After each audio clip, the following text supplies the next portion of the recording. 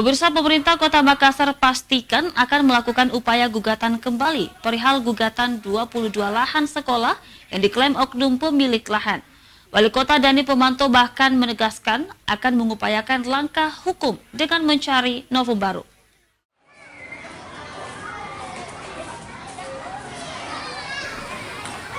Pemerintah Kota Makassar tidak tinggal diam soal gugatnya sejumlah lahan yang di atasnya berdiri bangunan sekolah. Pemkot pastikan akan melakukan upaya gugatan kembali perihal gugatan 22 lahan sekolah yang diklaim oknum pemilik lahan. Upaya gugatan balik dilakukan setelah 2 aset lahan milik pemerintah dimenangkan oleh penggugat di Mahkamah Agung. 2 lahan yang bukan lagi milik pemerintah Kota Makassar yaitu SD Impres Pancayang serta SD Negeri Pancayang Kecamatan Biringkanaya Kota Makassar. Wali Kota Makassar Dani Pemanto menegaskan sebelum melakukan gugatan kembali, Pemkot Makassar akan mencari novum baru.